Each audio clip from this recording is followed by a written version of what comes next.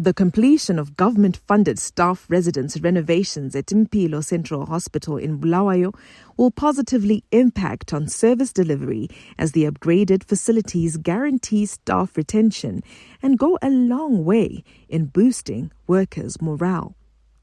The milestone rehabilitation has modernized a structure which was gutted by fire in May 2020, leaving 39 healthcare workers stranded at the giant referral hospital without accommodation, clothes, and property. Dr. Narcissus Janga speaks on the fire which destroyed property worth thousands of dollars. We had completion of the bent structures. We call them bent structures because they were gutted down by fires. And our uniformed forces came in, assisted us to renovate the buildings, and they're already occupied. And we are grateful to government for all that. Administration Officer Prosper Ncube unpacks projects being undertaken under the initiative. We have some projects that we have within the hospital. The new incinerator that was built here, but currently is not yet in use, is not yet commissioned. Incinerators that we are currently using, we have two of them. The yellow building there, that is a tall tower there, but unfortunately is down at the moment. Then we have that black one that you see there is also our incinerator that is currently in use. The two other residences were destroyed by fire in 2018 and 2019 respectively. Consequently, the government decided to renovate the nurses' home, which had fallen into disrepair. In this context, Ncube commends the new accommodation. This is a newly constructed flat that is going to accommodate quite a number of our doctors. Every year we receive quite a number of doctors from University of Zimbabwe who are coming here as junior doctors. So this flat is going to assist us in accommodation pressure. So currently we have some doctors who are still staying at Bulawayo Polytechnic. So as soon as this flat is done, most of them will be coming here. The fifth project is the construction of an additional block of flats, a plan which was mulled 20 years ago. The intervention is part of government efforts to transform healthcare services in line with Vision 2030, which prioritizes provision of quality accommodation for healthcare workers. On May 27, 2019, 41 doctors were forced to escape through a window when fire gutted the building and reduced to ashes all their belongings. Here, this is one of the houses that was gutted by fire. So it was also refurbished, so it accommodates 3 doctors currently. The hospital has been cushioned from rolling blackouts through a donation of a solar plant. This is a solar plant that has been donated by UNDP, and the works are still in progress. It's not yet finished. We are still waiting for commissioning.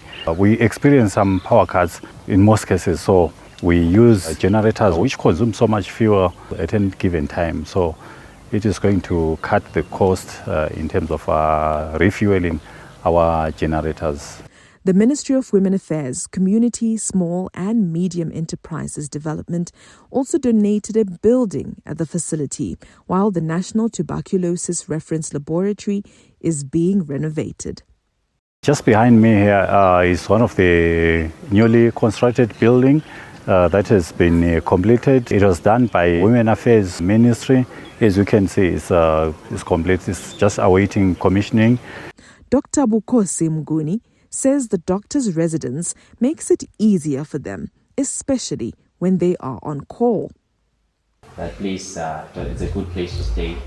The rooms are okay, but it was a bit difficult for us because we'd come to work late, and sometimes when you're on call, when you're done with your call, you actually struggle to go back home because there won't be transport anymore.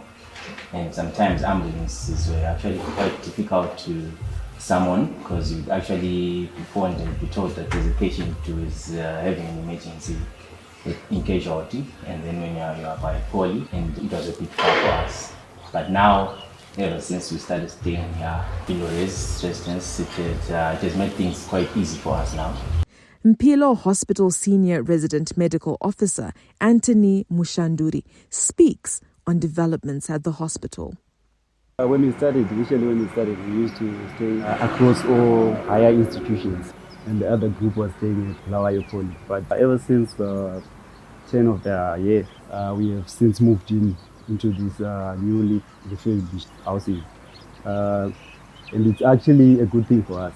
Dr. Tafadzwa Mudewe, who has been at the hospital since March 2024, is satisfied with the developments.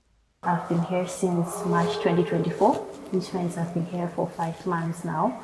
So initially I was staying at Bulawayo Poly, and I recently moved to Mpilo staff quarters, which has been renovated, it's been revamped. So far I'm really satisfied with everything. Hospital Food Service Supervisor Mpilo says they received a lot of utilities which ensure food preparation is made easier. Now we've got food warmers. We save our food hot at any given time, be it in the morning, afternoon, evening, our food will be hot.